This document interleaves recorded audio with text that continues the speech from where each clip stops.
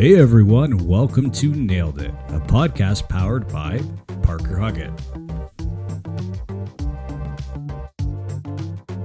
Big warm introduction to Andrew Hill, who is joining us on season 2's episode 4 of Nailed It. Super excited to have him as a guest. He's been in the Canadian construction industry for 11 years, starting in Edmonton, progressing from an award-winning PM to ops manager, and relocating to the GTA as a district manager for Toronto, progressing to his current role of vice president overseeing the Ontario operations. Today, he has developed a powerhouse team in the GTA within the civil and building side of the business. Graham's Ontario group being one of the most prominent districts in Canada for Graham. A fun fact, he was an iron worker in the UK where he started his construction career. Outside of my warm introduction, Andy, please share your story of how you got into the construction industry. Where do you want me to start? I left school at 16. I'm not from a particularly affluent area of Greater Manchester, so I wanted to, leave school and start to earn some money. My first job actually wasn't an ironworker. I was a glazier for a couple of years. You don't know what you want to do when you're 16 years old. I was more interested in going out partying and doing what all other 16-year-olds do. So I ended up taking an apprenticeship as an ironworker, or a steel erector, we would call it in the UK, with a company called Watson Steel. They're one of the biggest steel companies at the time in Europe. This is a company that, to give some context, that built the Millennium Dome, the Citibank Tower at Canary Wharf, the Pepsi Max big one at Blackpool. A lot of the very complex, large projects in Europe, Watson Steel used to undertake. Heathrow Airport, numerous projects. So I took an apprenticeship working with them and gradually progressed and became an iron worker, and then worked all over the UK and then eventually worked in France for about a year and a half, and then came back from France and got to a point where I wanted to be challenged in different ways. I love the job, to be honest with you. Some great people that I worked with, but it didn't challenge me the way I wanted it to. I was fortunate enough to join a company called Eric Wright Construction. They're a great company, fantastic company from the north of England, as a trainee kind of field engineer. And then I progressed. I was with Eric Wright for, I'm going to say, about 14 years. I progressed from a trainee field engineer to a senior field engineer, to a site manager, to a senior site manager, to a project manager, to a senior project manager.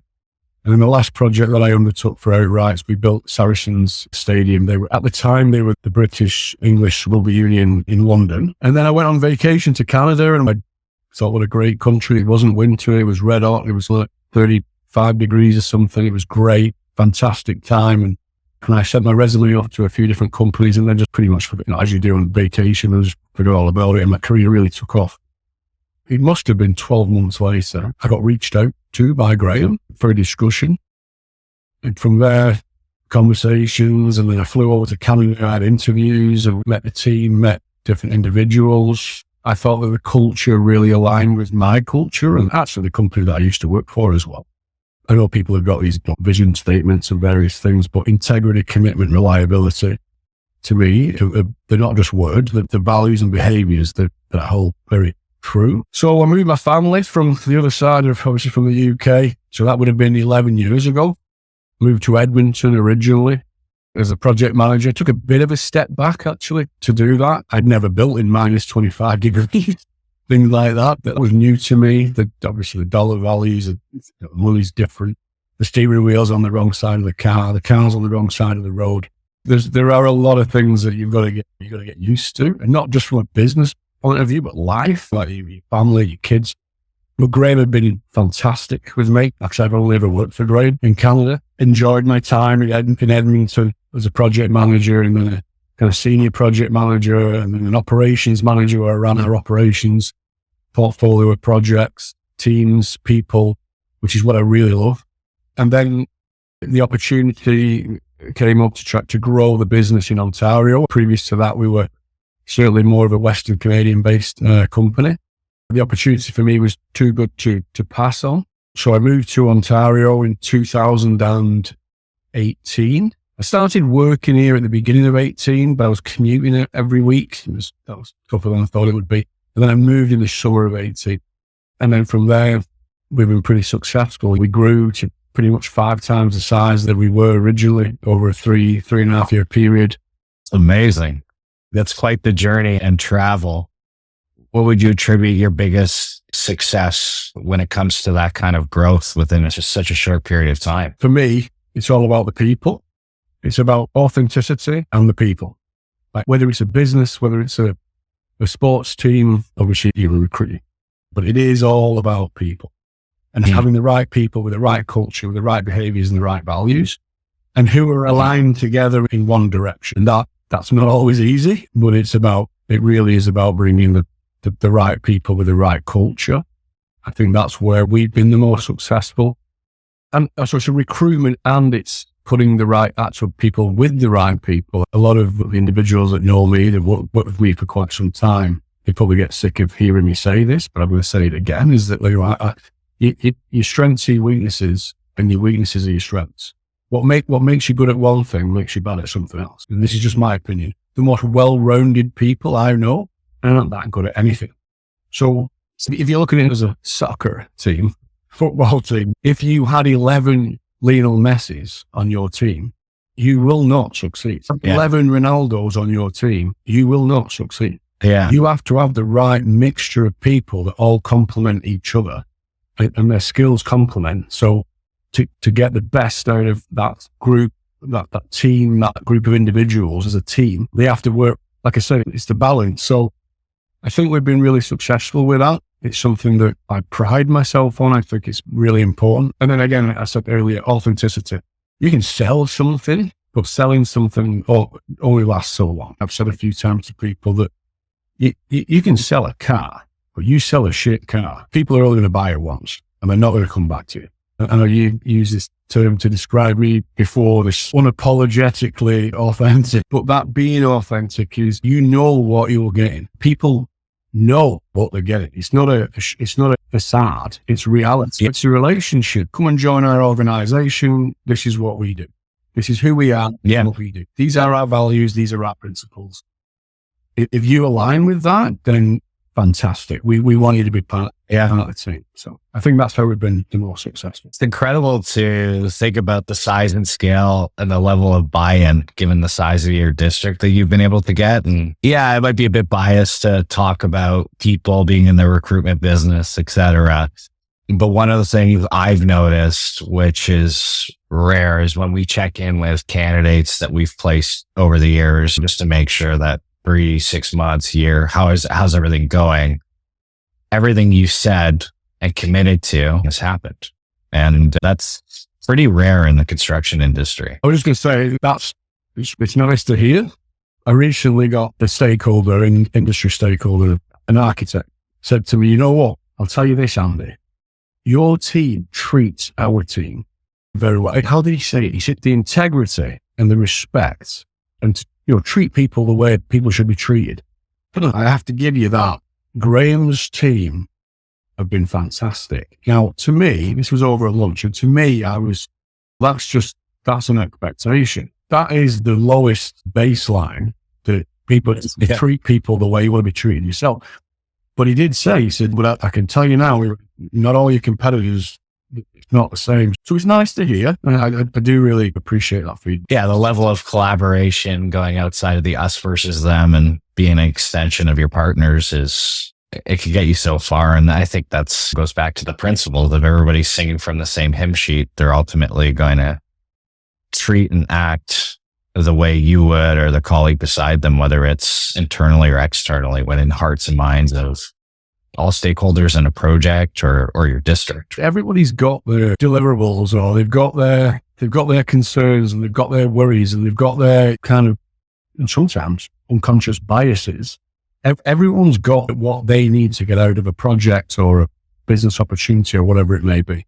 We're all human beings, and so sometimes we're going to dial back and really it goes back to that authenticity part that I spoke about earlier, about just being open and saying, look, what are the conditions of success? What is success to you, Mr. and Mrs. Client, versus success to the consultants, versus success to the general contractor?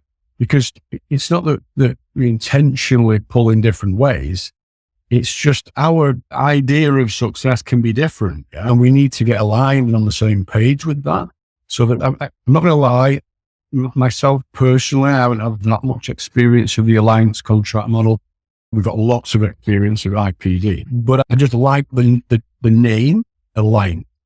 I like that name in that we are a team together.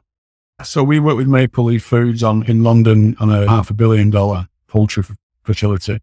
We dumped the Graham name and we dumped Maple Leaf Foods now.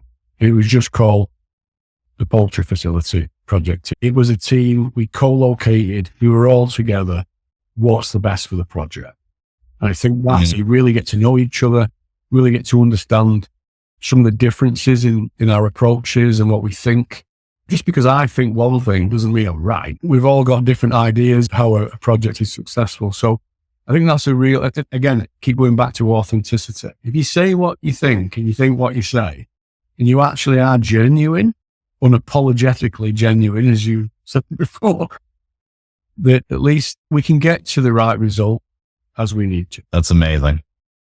And getting into the theme has nailed it and experience shares. What's an example of an experience where you've had a major success with a team member or project that lends itself to your success today?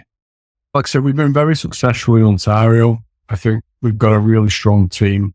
On a personal basis, and for me, is that when you have individuals follow you from other parts of Canada or the UK and people that you've worked with in the past and they trust you, and obviously you trust them, you've got that relationship for me, that's pretty cool when people actually want to come travel, move their families from the other side of the planet or the other side of Canada to continue to work together. I think that's pretty cool. That's a huge success for me. I was at the TCA conference, obviously, the Christmas luncheon, and we all went out after. There was a number of us, different stakeholders, different business units, but to see everybody just work together and just for a common purpose, that's a big thrill and a big win for me. It's amazing. And what do you think the construction industry does really well in Canada? I'm a member of the NAPA Advisory Committee for GCs, part of the CCA. And maybe I just didn't have as much visibility in the UK, but what I would say is that I think the Canadian construction industry works really hard together and works well together. It feels like a community where we support each other. We look at lessons learned. How can we do better? How can we support each other? How can we help the industry? How can we help the country? Again, I can't say that the UK doesn't do this. What the CCA does and what the regional construction associations do, I think is fantastic. And I think it's a real community where we're all passionate about what we do and work together to help the industry in the country. As competitors, to put that aside and progress the level of standard and innovation and get that collaborative when you're so competitive against each other it's pretty amazing. It's great to sit down with competitors. Again, it's individuals, it's people. It's all about people. We're all working, we're all doing what we do. We all have the same problems. We have the same concerns. So as much as we can actually help each other, I think that's what the Canadian construction industry does very well. What challenges do you see laying ahead in the construction industry? I think there's definitely been a really positive shift towards collaborative delivery. Where we actually work together and less adversarial, kind of looking after our own interests. And when you've got a lot of stakeholders on projects that are looking after their own interests, then doesn't work for the projects. And so the client, the city, the government, whoever that is, doesn't get the best out of the project. So I think we've definitely made a lot of strides in moving that way. But also systems without process doesn't work. Process without systems doesn't work. It's okay to say we're now going to use this collaborative delivery strategy. But if your culture hasn't moved that way, then it's not really going to make much of a difference. I'm not going to mention names, but we are currently working with clients, and I'm sure our competitors are, who are really pushing, focusing and want to move in that direction. However, culturally, you've got to start at some time. They're not fully ready for it, and hopefully bit by bit, the culture will change. Awesome. And close things off, why should youth consider a career in the construction development industry in Canada?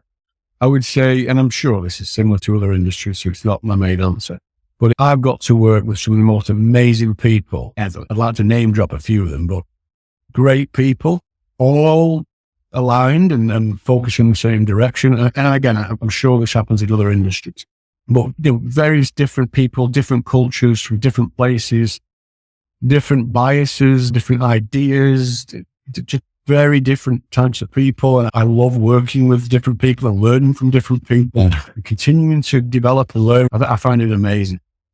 It's been an absolute pleasure. Thanks for sharing with the listeners. Thanks, Matt, and thanks for having me. Cheers.